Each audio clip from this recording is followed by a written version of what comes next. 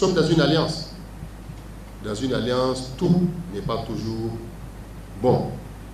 Tout n'est pas toujours parfait. Nous allons traiter ces questions dans les instances et dans les organes qui siègent en tant que parti responsable. Nous attirons l'attention de qui de droit afin que les actes hostiles à l'endroit de nos militants et à l'endroit de notre parti cessent. Nous le ferons en toute responsabilité parce que nous savons qu'en face de nous, nous avons des personnes responsables et soucieuses de la cohésion de notre majorité présidentielle. Ce sont là les mots introductifs du président du parti Alliance des mouvements pour l'émergence du Niger, Amen Amen, à l'occasion de la célébration du 2e anniversaire du parti. La vie de ce jeune parti aura été marquée par de multiples vicissitudes, d'adversités et de complots de toutes sortes, dira le porte-parole de Amen Amen. Le seul bémol à nos yeux reste des actes hostiles entre partis alliés. À ce propos, notre parti politique a payé un lourd tribut. En effet, plusieurs de nos militants, s'acquittant de leur mission avec compétence et loyauté, ont été injustement remplacés. Par ailleurs, nous constatons avec amertume que nos élus sont l'objet d'un ciblage particulier, comme en témoigne la motion de défiance contre la maire de Kolo, orchestrée par un parti de la majorité présidentielle, et la révocation des maires de Karma et de Niamey à l'issue d'inspections sans rapport contradictoire. Amen Amin adhère entièrement au principe de bonne gouvernance, tout comme il défend l'équité et la justice sociale. Ainsi, notre parti appelle au traitement intégral et non sélectif des rapports d'inspection et à la publication des résultats. Amen Amin attend avec vigilance et détermination les traitements politiques qui seront réservés par la majorité présidentielle aux dites mairies dans le strict respect des engagements pris. Amen Amin, aujourd'hui devenu un parti qui compte non seulement du point de vue de son implantation sur l'ensemble du territoire national, mais aussi et surtout par la maturité de ses animateurs et militants.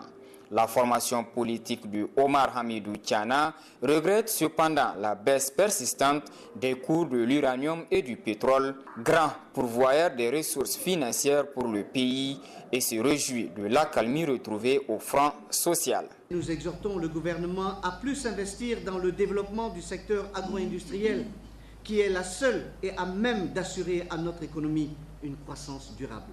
Au plan social, nous nous réjouissons de l'accalmie que nous observons sur le front social. La situation universitaire tant tendue a été finalement maîtrisée et l'année académique a pu suivre son cours normal puisque tous les examens programmés se sont déroulés aux dates indiquées. Il faut également se réjouir de la cessation de la grève récurrente des médecins spécialistes et ce, pour le plus grand bonheur de nos populations. Le seul point noir à nos yeux demeure la question de l'immigration, qui est devenu un véritable fléau social qui coûte malheureusement la vie à bon nombre de nos concitoyens tentés par l'aventure. S'agissant de la situation sécuritaire, le Niger apparaît comme un îlot paisible dans un océan agité grâce au travail remarquable et les sacrifices de nos forces de défense et de sécurité sur les différents théâtres où elles sont positionnées. Nous tenons ici à leur rendre un hommage mérité. Le parti politique Amen Amin est un parti qui pense à la jeunesse nigérienne.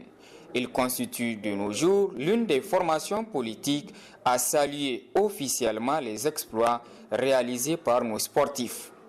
Au plan sportif, une mention spéciale doit être adressée à notre compatriote Abdul Razak Al-Faga pour son titre de champion du monde de taekwondo, également au MENA U17 pour sa brillante qualification aux phases finales du monde en Inde.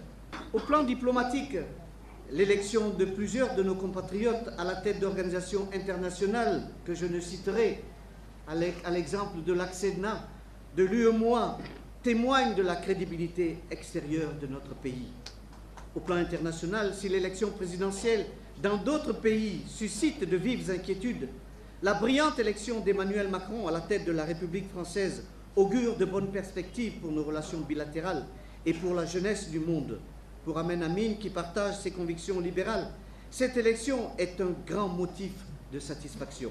La situation du fleuve Niger, du fait de l'ensablement continu de son lit, constitue aussi une préoccupation de Amen Amen qui invite le gouvernement à prendre des dispositions pour conserver ce joyau naturel qui fait vivre des millions de Nigériens afin de lui éviter le sort du lac Tchad. Le parti de Omar Hamidou Tchana a conclu en souhaitant un bon pèlerinage aux musulmans de par le monde et les exhorte à prier pour la paix et la prospérité dans le monde.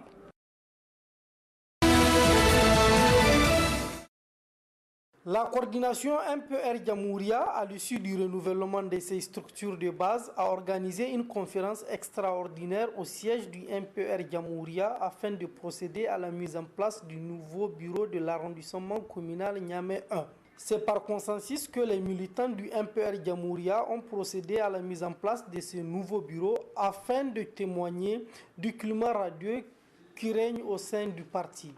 Le nouveau président a salué dans son discours la mobilisation dont les militants ont fait montre, mais toutefois, il les exhorte à plus de mobilisation pour les scrutins de 2021. Cette structure qui vient de naître a besoin de votre soutien pour consolider sa base et se préparer au combat politique en vue de remporter les futures compétitions. Il vous souviendra que les élections passées n'ont pas été une réussite au niveau de la région de Niamey. Nous devrions serrer les rangs afin d'éviter qu'une telle situation ne se reproduise, car nous avons toutes les potentialités pour gagner les élections aux différents niveaux dans notre chère capitale. Les élections de 2016 sont à présent derrière nous. Elles doivent cependant être une source de motivation pour les militantes et les militants de la coordination départementale de Niamey, arrondissement 1. Et un facteur de cohésion et de mobilisation dans nos combats futurs. Malgré la pluie qui s'est abattue sur la ville de Niamey, les militantes et militants du MPR Jamouria attendaient avec impatience la présentation du nouveau bureau. Une telle structure, vous le savez autant que moi, n'a pas existé par le passé au sein de MPR Jamouria de la région de Niamey. Aujourd'hui, grâce à Dieu et à l'ingéniosité de nos responsables nationaux et régionaux, elle est devenue une réalité. Je sais, et vous l'avez toujours démontré, que vous allez redoubler d'efforts et d'ardeur pour sortir notre coordination départementale des sentiers battus. Le président de l'arrondissement communal 1, Salifou Amadou, a tenu à remercier et féliciter toutes les militantes et militants du parti pour leur bravoure. C'est aussi le lieu pour lui de souhaiter et encourager nos vaillantes forces de défense et de sécurité. Ce troisième forum international des jeunes sur la paix, la sécurité et l'immigration irrégulière vise à inculquer à la jeunesse africaine en général et celle du Niger en particulier la radicalisation de la lutte contre l'extrémisme violent. Une rencontre qui fait suite à une série d'actions initiées par le Conseil national de la jeunesse dans toutes les régions du Niger. Nous allons échanger sans tabou et en toute responsabilité sur les questions de paix, de sécurité, d'immigration irrégulière, d'emploi des jeunes, du dividende démographique et bien d'autres mots qui minent la jeunesse du continent. Comment voulons-nous que les Occidentaux ouvrent leurs frontières quand on sait le traitement infligé aux migrants africains dans certains pays africains? Comment voulons-nous que les jeunes cessent de mourir dans le désert ou dans la Méditerranée lorsqu'aucune politique d'emploi n'est garantie dans leur pays de départ? Les rencontres régionales des jeunes sur la prévention de l'extrémisme violent, suivi de l'élaboration des livrets de messages de paix des jeunes au Niger et de messages vidéo des jeunes sur la paix en 2013. La jeunesse constitue une force économique, sociale et culturelle d'un pays, d'où l'importance des jeunes dans l'espace G5 Sahel. La jeunesse occupe une place de choix dans les actions du G5 Sahel, comme l'atteste très aisément le processus en cours pour la formulation de la stratégie intégrée de la jeunesse 2018-2023 des pays membres du G5 Sahel, assortie d'un plan d'action, ainsi que les pertinents projets consacrés à la jeunesse contenus dans le programme d'investissement prioritaire 2018-2020 du G5 Sahel. L'implication des jeunes dans le processus du développement d'un pays est un défi à relever, selon le ministre d'État, ministre de l'Agriculture et de l'Élevage, représentant le Premier ministre. Les différents décideurs doivent, ensemble avec les jeunes, envisager la mise en place de dispositifs visant la promotion d'une culture de la paix, de la tolérance, du dialogue interculturel et interreligieux qui dissuade les jeunes de prendre part à des actes haineux, violents, terroristes, etc. Il s'agit là, vous en conviendrez, d'une approche novatrice à la problématique centrale de l'intégration des jeunes dans la société afin d'endiguer le phénomène inquiétant des pertes de repères et des dérives multiformes que nous constatons malheureusement partout dans le monde. Ces 300 jeunes leaders issus des États membres de la CEDEAO et du Sahel partageront 2 jours durant leurs connaissances sur le thème « La mise en œuvre de la résolution 2250 sur les jeunes, de la paix et de la sécurité en Afrique de l'Ouest et au Sahel ».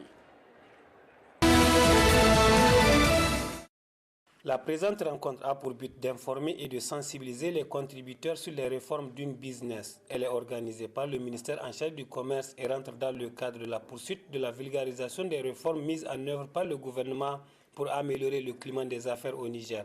Il s'agit d'une vingtaine de réformes qui ont été mises en œuvre sous le leadership des plus hautes autorités de notre pays. Ces réformes portent 8 indicateurs doing business, à savoir la création d'entreprises, l'octroi du permis de construire, le raccordement à l'électricité, le transfert de propriété, l'obtention de prêts, le paiement des impôts, le commerce transfrontalier, l'exécution des contrats. Comme vous le savez, les dites réformes ne seront comptabilisées dans le rapport Doing Business 2018 que si et seulement si elles sont effectivement appliquées par la majorité des usagers. Cette rencontre permettra aux acteurs du commerce nigérien de prendre connaissance des réformes transmises à la Banque mondiale par le gouvernement dans le cadre de l'élaboration du rapport Doing Business 2018, selon le représentant du ministre en charge du commerce. Vous avez sans nul doute compris la nécessité de porter à votre connaissance ces réformes afin de vous permettre de répondre efficacement aux interrogations de la Banque mondiale. Aussi, je demande à vous tous ici présents d'être nos porte-paroles dans vos milieux respectifs afin de donner plus d'écho sur les mesures prises et les facilités qu'elles accordent. Après la présentation du rapport, s'en est suivi les échanges qui permettront aux acteurs de mieux assimiler les réformes et de s'en approprier. Dans sa politique d'accompagner les clients à mieux préparer la fête de Tabaski, la compagnie de téléphonie mobile Orange Niger, par cette promotion fête de Tabaski, tente de répondre avec efficacité à la demande de sa clientèle en lui témoignant toute sa satisfaction. Ainsi, les clients ayant une grande consommation des produits et services Orange Niger se sont distingués en bénéficiant des moutons. Orange Niger, dans sa démarche permanente de répondre efficacement à l'attente de sa clientèle et lui témoigner sa volonté de partager avec elle à des moments importants, a pris l'initiative de lancer dès le 31 juillet une promotion Tabaski afin de partager des moutons chaque semaine pendant un mois à ses plus fidèles clients. Nous sommes donc réunis aujourd'hui pour remettre à chacun de ses clients ici présents un mouton Tabaski en guise de récompense. Et ceci pour prouver une fois de plus qu'Orange est constamment à l'écoute de ses clients pour les rapprocher de leur essentiel. La joie ne se cache pas pour les clients bénéficiaires de ces gestes symboliques de la compagnie Orange Niger. Je suis très content aujourd'hui et je reconnais quand même que Orange Niger fait quand même des prestations vraiment de qualité Et je suis aujourd'hui émerveillé d'avoir vraiment ces cadeaux. Et ça va renforcer en tout cas ma fidélité envers Orange Niger. Je suis très content d'être parmi les heureux gagnants de ce soir. Et puis je tiens à remercier aussi Orange pour cette récompense en l'honneur de la fête de Tabaski. On remercie Orange Niger. C'est quelque chose qu'on souhaite, quoi. Avant on parlait de ça, on ne croyait pas, mais aujourd'hui c'est devenu juste devant nous, quoi. A noter que la promotion fête de Tabaski est éligible à tous les clients Orange, mais pour être parmi les heureux gagnants, il suffit de souscrire en composant dièse 321 dièse. Ce coup d'envoi marque les festivités de la 8e édition du tournoi de grandes vacances de Dar es Salaam sous le thème « La nécessité du fair play dans le football ».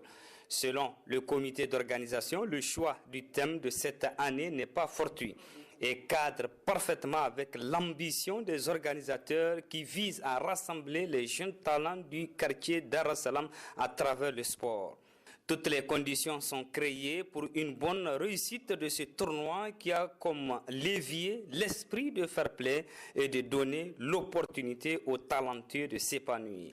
Ce thème n'est pas un fait de hasard quand on sait que le football c'est un jeu de contact, c'est un jeu d'engagement, c'est un jeu où il y a beaucoup de tension, de pression, donc il faut cultiver le fair play. Il faut que les équipes se disent qu'on est tous des frères et qu'une seule équipe doit gagner nécessairement la coupe.